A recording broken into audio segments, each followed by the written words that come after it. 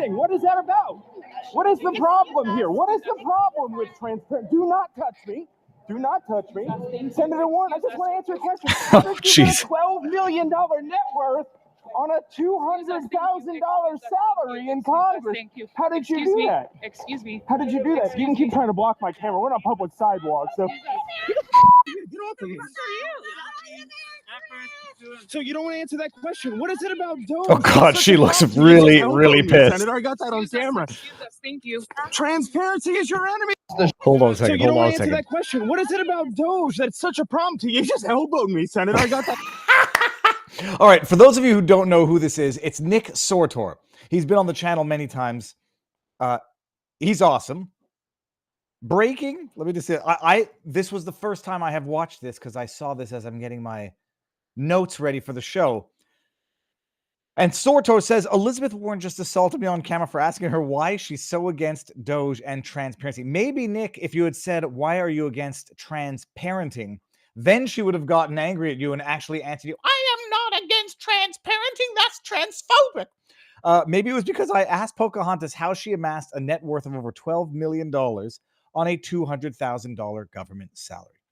Either way, it's clear that these clowns are not able to answer questions. They're only capable of spewing talking points fed to them by their handlers, lobbyists. Hold them accountable right now. We're the media now. And I think what Nick Sortor means by that is hold them accountable in terms of public scrutiny and that big, beautiful spotlight of the platforms that we all have that reach far more people than their dying, flailing networks like CNN, MSNBC, and so on and so forth. Here's the link. Nick Sortor, if you don't know him, he's great. If I can put the link in here. Nick Sortor is fantastic. And the net worth of politicians is going to be coming up today, not in terms of actual net worth, misinformation on the internet, just in terms of you don't have to tell the truth, people, but you just can't lie. And you don't get to say things like, I don't own any stock. Oh, those are ETFs. That's not stock. And we're going to get into it. I believe I destroyed Ilhan Omar. We'll get to it because public statements, the internet is forever. Grok is actually mildly useful. And you don't have to tell the truth, Ilhan, but you just can't lie. Apparently, that's too much to ask. Good morning, California. Good afternoon, rest of the world. Viva frei here. How goes the battle, everybody? It was a busy day yesterday. Had on Jordan Goudreau, a man who may very well have been the fall guy, not the patsy, the fall guy in a set up to fail mission to replace Nicolas Maduro, the Venezuelan president, in an attempt that was apparently set up to embarrass Donald Trump in the pre-2020 election cycle. It was a fascinating discussion. Go check it out if you didn't see it. And then last night we had the Viva and Barnes Sunday Night Law Extravaganza on a Monday.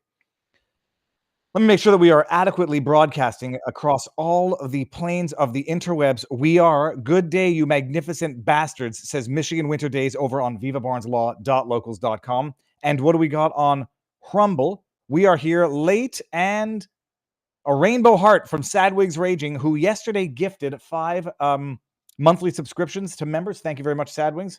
Fantastic stuff. All right, we got a great show today. We're going to talk about Bernie Sanders being a backstabbing bastard. And I'm going to do my Bernie accent. But if anybody's seen the movie, Howard Stern Private Parts, I sound more like Howard Stern's father. Shut up, you moron. That's too loud. That actually blew out my own ears. We're going to talk about Bernie Sanders. We're going to talk about Ilhan Omar. We're going to talk about some disgusting, corrupt, unethical Canadian politicians, as if there was ever any other type. There is another type, by the way. His name is Maxime Bernier, and he was on Jimmy Dore yesterday. I haven't yet gotten to listen to the entire interview. But go check it out. Maxime Bernier. Maxime Bernier, if you're an Anglophone or an American, if you are a francophone qui vient de la Québec, on dit Maxime Bernier. He was on Jimmy Dore. Maxime Bernier is the leader of the People's Party of Canada, which is the libertarian, true conservative, constitutional party of Canada. They don't have any seats in the House yet, but we'll see what happens after the next election. And we got some other stuff, and we'll do the other fun stuff, and you know what it is. Today is my day 3 of driving the Tesla Cybertruck, the 1775 Tesla Cybertruck, to be exact, which is the sponsor of today's show, one of the 2 sponsors of today's show, people. 1775 coffee. Look, I'll get to the read, but it's just delicious coffee that I drink every day. I don't have it here.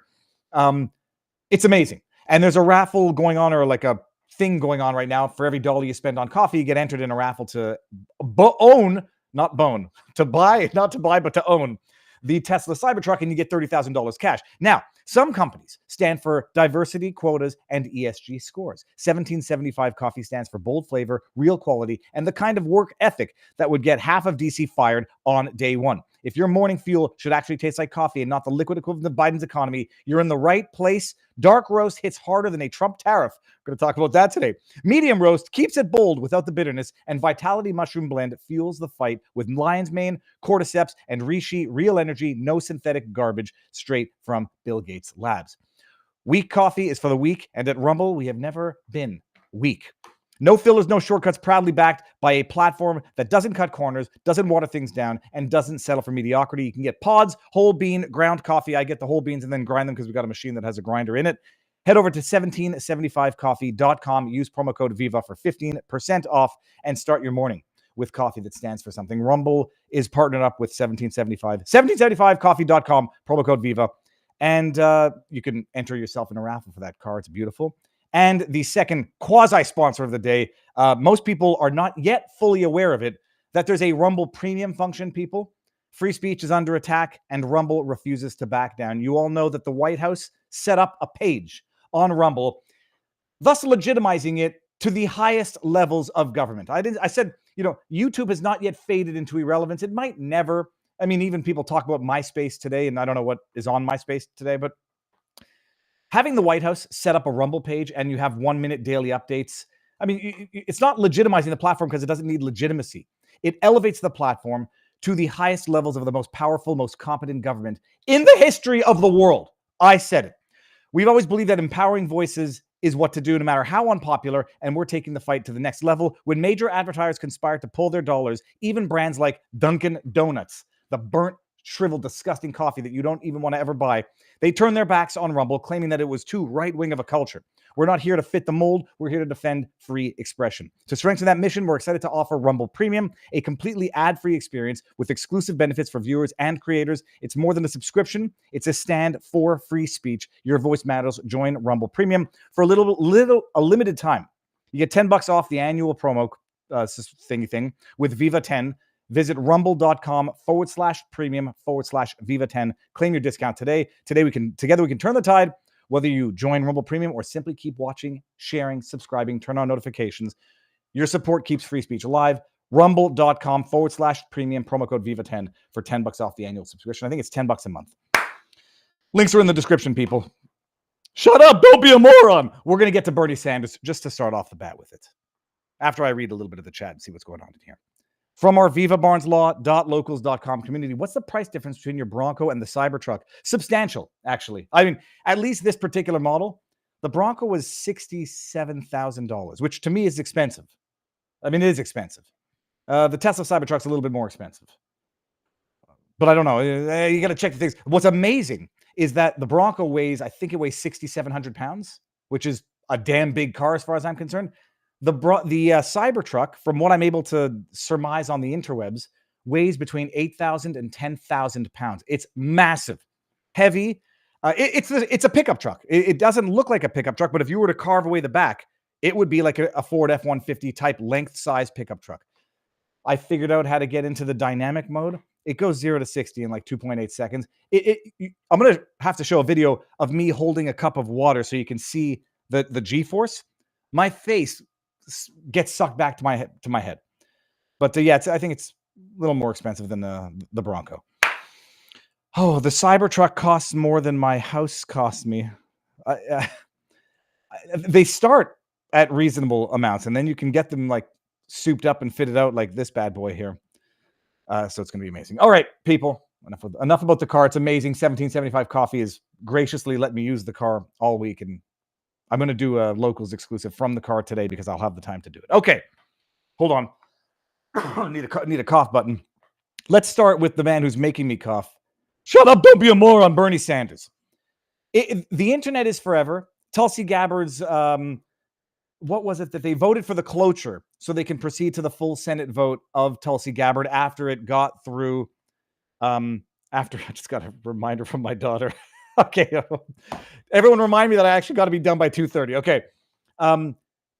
Tulsi Gabbard, RFK Jr., they got past the initial, the initial vote, which was along party lines, passed by one, to go to the full Senate vote. The cloture, where they were trying to filibuster to never hold the cloture vote, passed yesterday 52-48, from what I believe.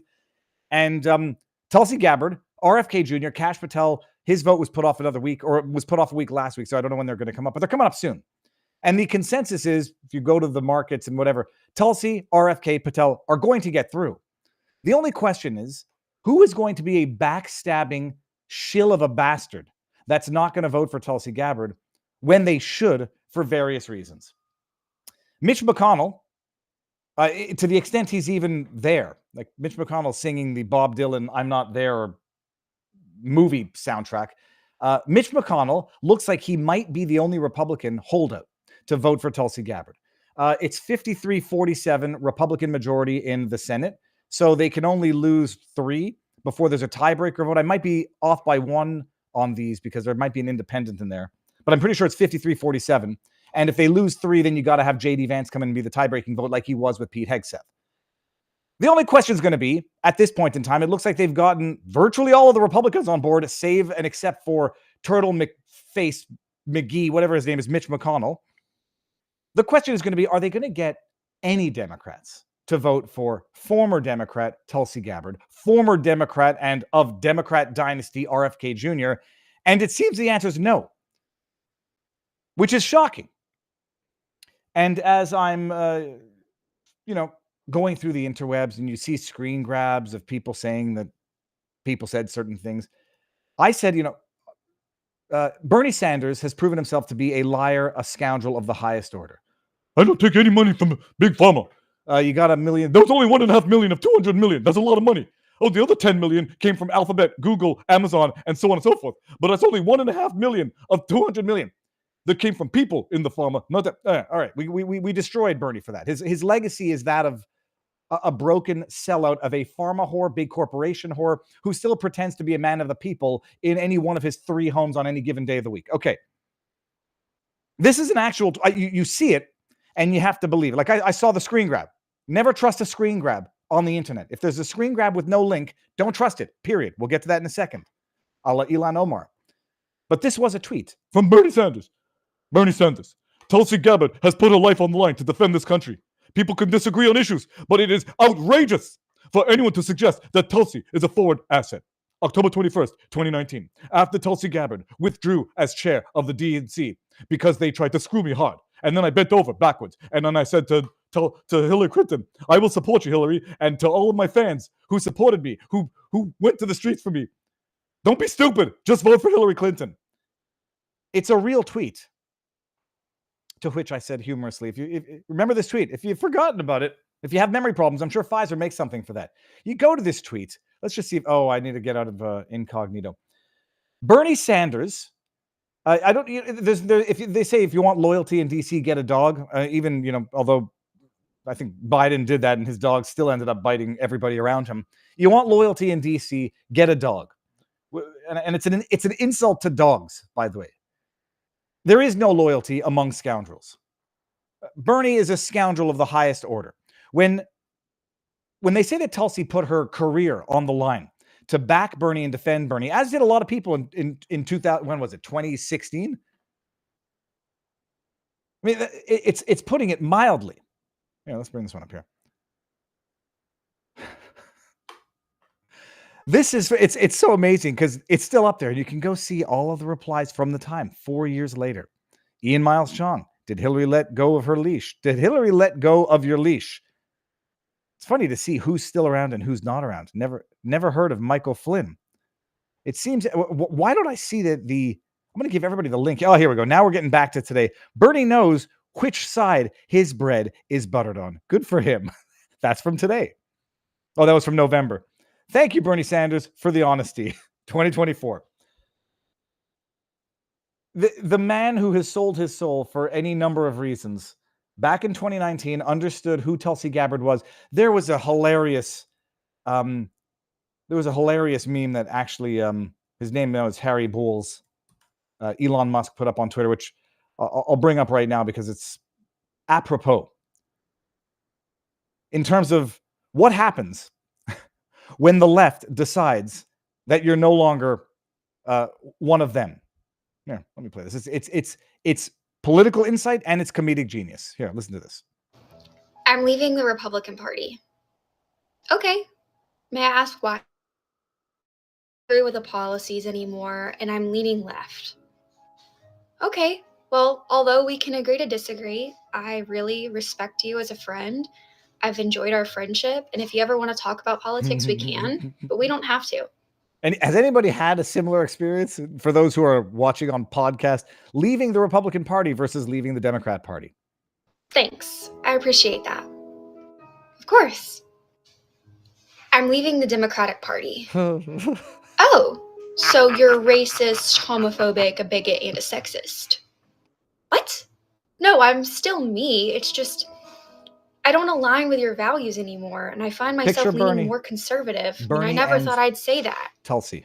Well, we can disagree on politics, but we can't disagree on human values and human rights. I'm still me, the person you've known since 3rd grade, and I really have enjoyed our friendship. Well, last time I checked, I wasn't friends with Nazis. I mean, it's classic. And in 2019, Tulsi Gabbard, a hero of the Democrat Party, although this was, at the time of the malicious smear that she was a Russian asset, that was 2019. After 2016, her being loyal to Bernie Sanders, what's Bernie Sanders going to do to her in 2024? A little stabby in the back, and here's a little Pfizer ointment for that wound to Tulsi. And she's still going to get through. And Bernie is going to end his career and retire to any one of his 3 homes, a sellout, corporate, pharma, shill, whore of a former politician, alleged man of the people. What else? Let me go over here into the CommuTube and see what's going on. Oh, yeah, by the way, so Ilhan, I have to bring that back up. Ilhan has changed his handle to Harry Bowles, if you didn't notice. And you're supposed to pronounce it Bulch. I think it's Harry Bulch. So I had to look it up. There was actually, obviously there was a real Harry Balls, but was there a real Harry Bowles? I need to go find this because I'm gonna let someone else get to this before me. But there was a real Harry Balls. Yes, there was a real person named Harry Balls. Harry Balls is a German artist. However, the name Harry Balls has been used by Elon Musk as a play on words, potentially as slang for Harry Balls. Potentially. Nothing to do with what's going on in the news. Grok, you got to get your stuff together. So, yeah. You remember the movie Meet the Fockers? They couldn't actually release that movie until they found a family named Fockers, Fockers, because they thought it was too graphic. I was like, but that's a real German name. You'll find me as a German name who says Fockers and we can get on with this movie. And they did. Okay, we're going to Ilhan Omar right now because I see the discussion over in vivabarneslaw.locals.com where we have Stephen Britton, who's a valued member of our community, who says ETFs are multiple stocks pooled together. All right. Remember what I said about not trusting screen grabs, because you can't trust screen grabs. And if you do it, you're going to get burnt and you're going to get humiliated. Don't read the punchline yet. Here we go down here. Here we go. Okay. So we're going to go all the way down the inception of this Twitter thread. This morning, I come across, I don't know, the algorithm, in as much as it tries not to generate regretted user minutes. I never regret a fight won on the internet. And oftentimes I don't regret a fight lost on the internet because it means I've learned something and have bettered myself as a human, as a Twitter user. Ilhan Omar, who comes up on my feed from time to time, is replying to a person named Mila Joy. Mila Loves Joe, who wrote, it's a screen grab. This, I had to double check that this tweet was accurate because I thought for a second maybe Ilhan Omar generated a fake image so that she could then dunk on the person for having said something tremendously stupid because this tweet is tremendously inaccurate. Mila Joy, I'm not trying to put anyone on blast, says, shocking, Congresswoman Ilhan Omar's net worth skyrockets to $83 million. How? Ever wonder how some politicians get rich in office? I have. Congresswoman Ilhan Omar has reportedly turned $175,000 into an astonishing $83 million net worth in just 8 years. No, she hasn't. Some politicians have gained vast amounts of wealth. Ilhan Omar, in as much as she might have gained some wealth, we'll get to that. It's not true. Period. Full stop. So, whether or not this was someone who bought into something without verifying it or is set up to try to give fodder to the Ilhan Omars of the world so they can come back with a dunk, it's totally false.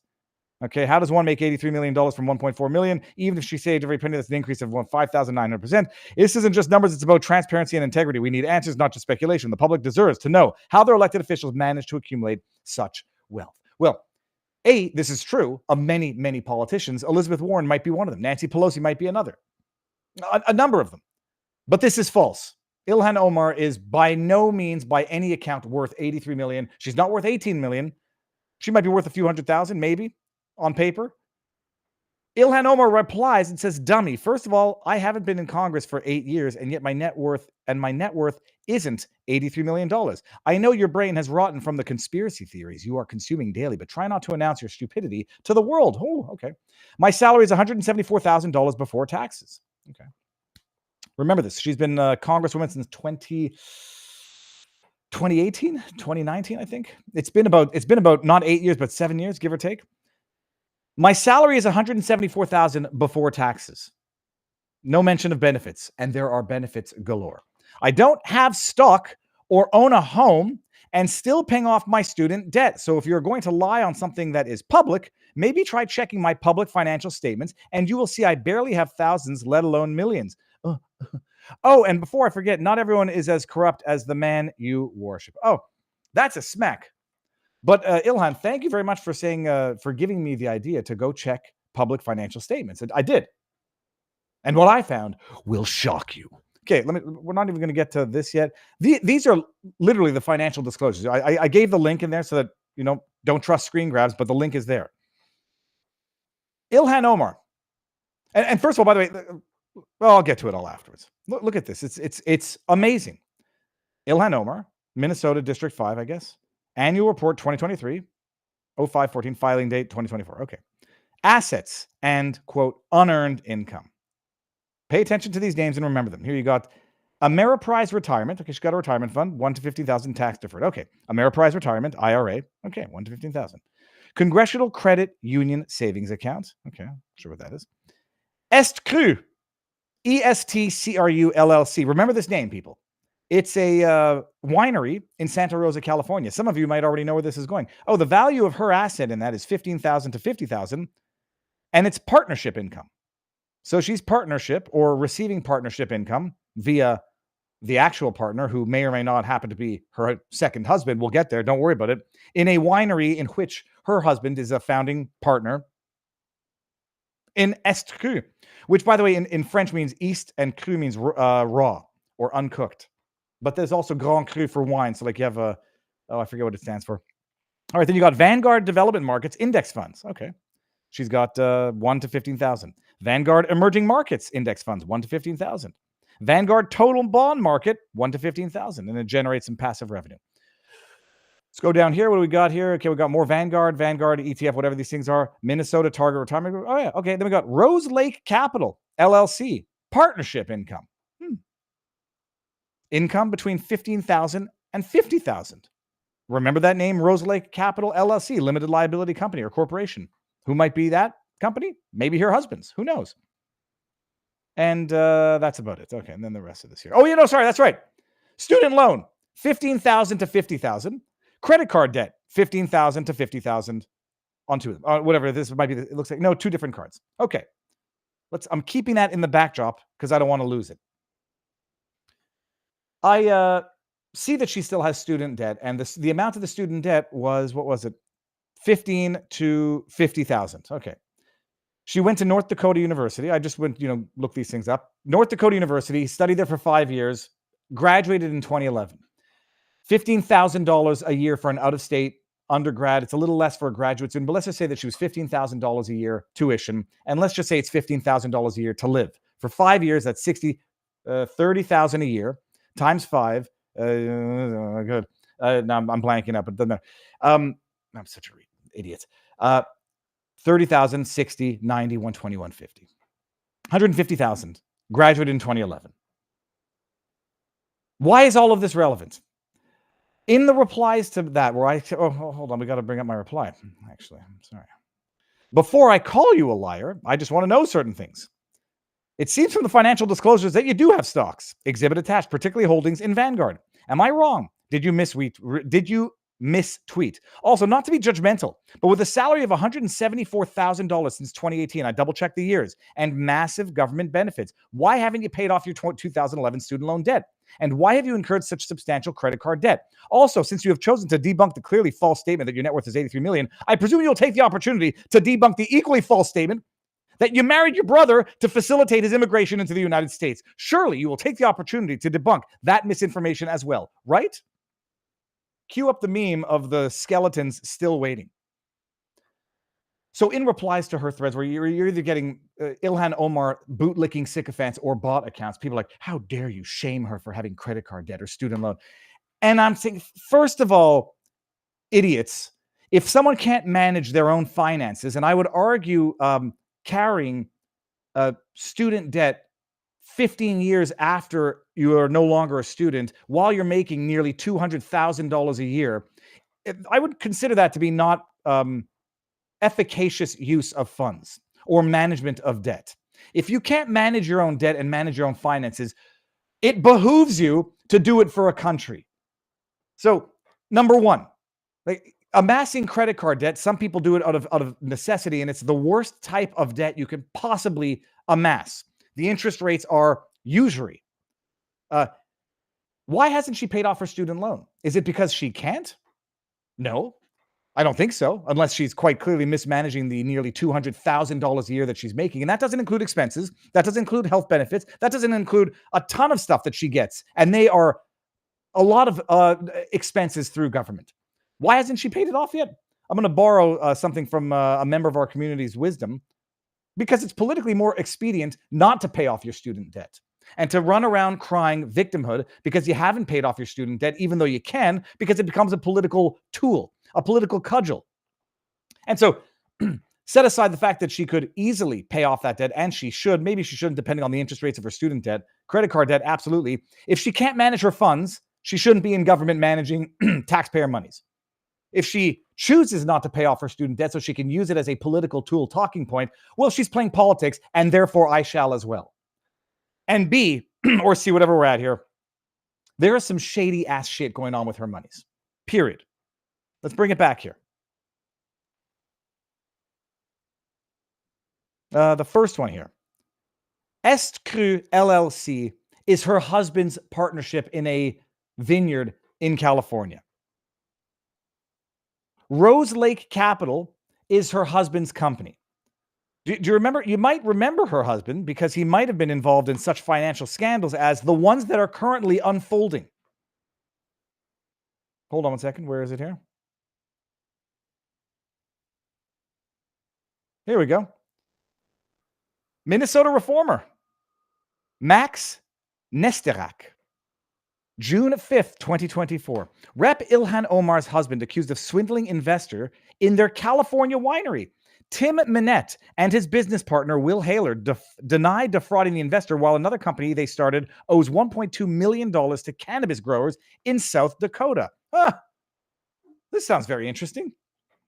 In fall 2021, DC area restaurant owner Naeem Mod was presented with an unbelievable investment opportunity. Two political operatives turned venture capitalists would triple Mode's money in just 18 months if he invested $300,000 in their new California winery. The pair had been paid in grapes by a former client and had hired a well-respected Sonoma winemaker to turn those grapes into profit. They promised if they didn't pay Mole back the full $900,000 on time, they would tack on 10% monthly interest on any outstanding balance, according to the contract shared with the reformer. The offer might have seemed suspicious if not for the person making it. Tim Minette, a well-connected political consultant and husband of U.S. Rep. Ilhan Omar, whom he married in 2020. After she allegedly married her brother, we'll get there, don't worry about it. Minette came recommended by Mode's attorney, Faisal Gill, a former Democratic operative himself who knew Minette from his days working with Keith Ellison's congressional campaign. Minette and Gill had been close friends. Omar endorsed Gill in his unsuccessful bid for LA County attorney, and Gill donated $1,000 to it. Yeah, okay. I trusted him, Gill said in an interview. If it was not for Tim, the deal would never have happened. Mode wired $300,000 to Minette. Yada, yada, yada. Okay. Oh, yeah, that's right.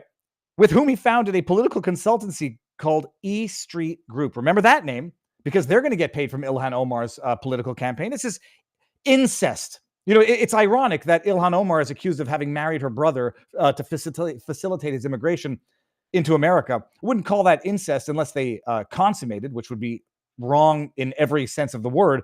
This is political corruption, incestuous relationships of the highest order. And it's ironic that it comes with a woman who allegedly married her brother to facilitate his immigration. 18 months came and went without him receiving the 200% return. Minette, yada, yada. Okay, let's see. The complaint, which has not been previously reported, claims the pair, quote, fraudulently misrepresented that Est-Cru LLC was a legitimate company. Hale and Minette deny they defrauded Mode. Rather, they say they simply struggled to build a successful business in a challenging industry during the COVID-19 pandemic. The winery's struggling finances represent a major, significant change in the fortune. The Minette, yada, yada. Oh, okay. Still, Haler defended the potential for large returns in the wine business, writing, if investor put X dollars in to allow the company to purchase grapes, and we turn those grapes into bottles of wine. This is, I mean, I kind of feel bad for the guy now, because this is kind of, yeah, we got the grapes. Now all we got to do is turn it into wine. And then when we get it turned into wine, it's got to be good wine. Then we got to bottle it. Then we got to package it. Then we got to market it. Then we got to sell it, ship it, and then you get your money back. Holy crab apples. Within minutes of Haler sending responses to the reformers' questions, lawyers for Minette and Haler followed up with a 3-page letter saying they had been retained to help ensure that defamatory falsehoods are not published about them. Any suggestion that Will or Tim deliberately defrauded investors or otherwise conspicuously conspired to rip off people would be false and defamatory, wrote attorneys Mark Thompson and Andy Phillips with the law firm Meyer Watkins Phillips Push. Est-Cru did produce a line of wines with names like Blockchain, Overt, The Devil's Lie. Hold on, is Ilhan Omar a devout Somali Muslim selling wine? Whatever. Okay, so Haler left the reformer brochure saying Est-Cru's accolades and noted with... okay, fine.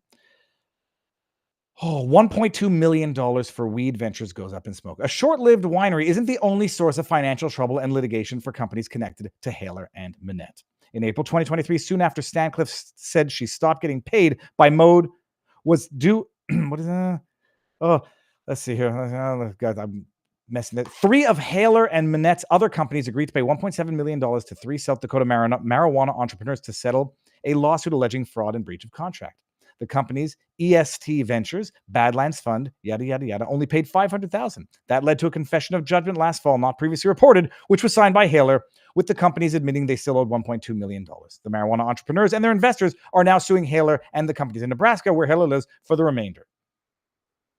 Listen to this. Then we get down to this. In her latest congressional financial disclosure filed in May, Omar reported spousal income in 2023 of $200 to $1,000 from Est-Cru, $15,000 to $50,000 from Rose Lake Capital. The modest amount stands in stark contrast to the income Omar reported when she was paying her husband's political consulting firm millions for campaign work. Listen to this. Omar reported spousal income from E Street Group ranging from $100,000 to $1 million in both 2020 and 2021. Oh, lordy. Minette said he was also confronted with a barrage of harassment and intimidation by MAGA extremists. It's amazing how this entire article is about Democrat corruption and financial fraud, alleged financial fraud, potential financial fraud, and it becomes a MAGA pounce story. In the beginning, Minette said he and Haler agreed to a 50-50 split between Est Ventures and other projects. Oh, and it goes on. Holy cows. Okay. So that's what we discovered as a result of merely going down very shallow into that rabbit hole. Here's a link to anybody who wants that article. So yeah, she doesn't own any stock. It's ETFs. And she's a poor baby who still hasn't paid off her student loan, while her husband and his companies received hundreds of thousands, if not millions of dollars to various companies from her campaign, while she received partnership income, but a minimal amount. And this is what happens the second you scratch the surface.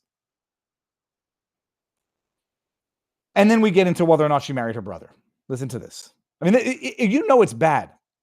You know it's bad when even the fakest of fake news has difficulty formally dispelling of the so-called misinformation smear campaign. Listen to this. This is from the Associated Press, by the way. Recipients of USAID monies. Minnesota House hopeful calls marriage fraud claims lies. Oh, that's a good headline. Shall we see what's in the body of this? Minnesota Democrat when was this from, by the way? This is from 2018. Democrat candidate who's poised to become the first Somali American elected to the U.S. House has denounced claims that she married her brother and committed immigration fraud as, quote, disgusting lies, end quote, and says allegations of campaign finance violations are politically motivated. Ilhan Omar, she's running for the 5th District, continues to be dogged by conservatives. It's another conservatives pound story. Wait until you see the fact that AP, they weren't necessarily funded by USAID money at this point in time, but they've always been a propaganda rag. They can't even adequately dispel of it. They've raised questions about her past. As the election approaches, the attacks are intensifying. Last week, Minnesota Republicans in the 5th District began a digital billboard campaign and launched a website that highlights the allegations, many of which were first raised by conservative media outlets in 2016. Okay, who cares?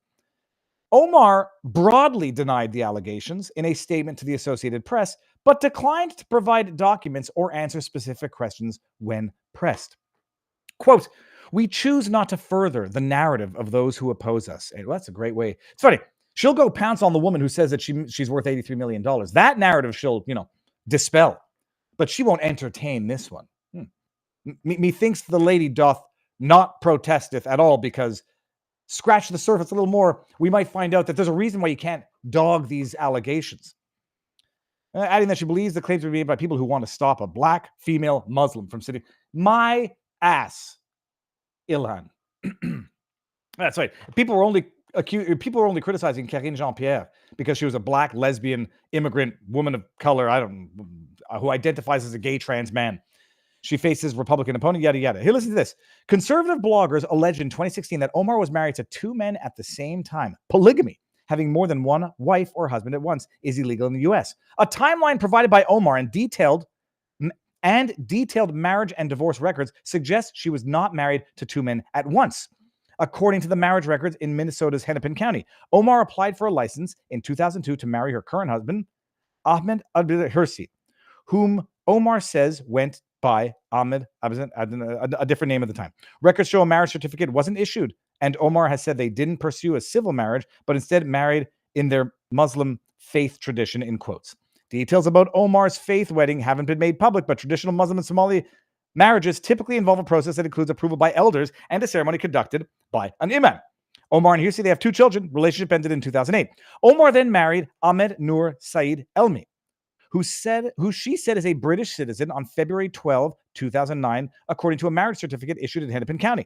Omar said the relationship ended in 2011 and the 2 divorced in their faith tradition, but Omar didn't take legal action to divorce until 2017. The divorce records say that Omar and Hirsi reunited and a 3rd child together in 2012. Omar legally married Hirsi in 2018, a month after her divorce from Elmi was finalized. How many times has she been married? Conservative online sites have alleged that Elmi is Omar's brother and she married him to commit immigration fraud. It's unclear exactly what type of fraud is alleged. No, it's not.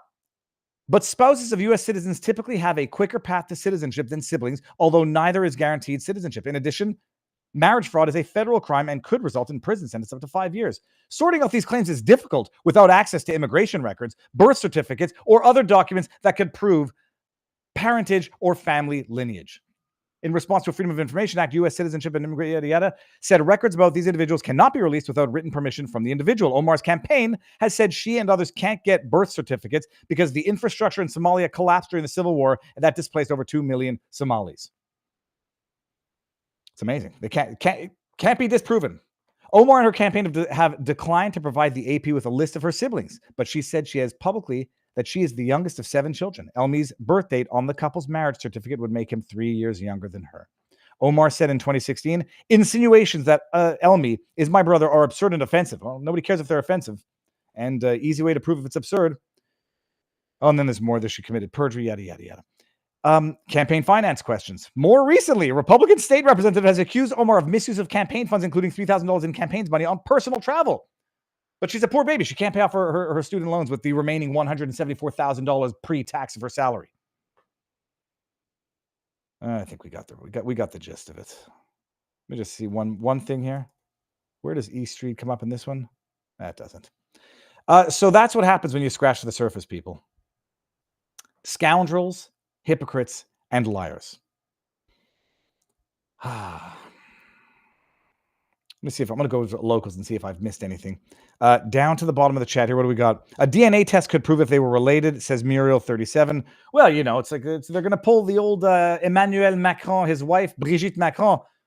The claims are offensive and defamatory, and we're doing nothing to disprove them. So that's it. We'll just send a bunch of lawyer letters. Can't get birth certificate, but they were fully vetted. Right, says grumpy old man. No, but it's an amazing thing. You can't even get birth certificates because of the shambles of the country, and yet you're supposed to trust that when you take in 2 million people from a very war-torn, very ideologically adverse country, that you're able to vet these people to make sure that none of them are on terror watch lists or anything like that? No, that's great. What could possibly go wrong? Can't even vet that you're not marrying your own brother because of the broken system. But open your borders to them because it's the polite, courteous, suicidally empathetic thing to do. Marriage fraud is an offense to disallow your naturalization of citizenship, Ms. Omar, says Dan Sundin. So that is it in terms of Ilhan Omar. Just and like you can just keep going deeper. It's like it's fraud, alleged scoundrels, alleged scandals, one after the other. I remember the rumors of her marrying her brother. I remember it's now confirmed truths about her husband's company getting hundreds of thousands to millions of dollars from her campaign. That contracting with your husband's company is called fraud. I mean, period. Oh, but we fully disclose. All you have to do is go into the corporate records and see who owns the company to see where the monies are going to. And it's all there for you to see, but nobody does it. And this is how they just launder. That's how you get $200 million in a lost campaign. That money doesn't spend itself. Yep. Criminals and scoundrels. All right, people, over on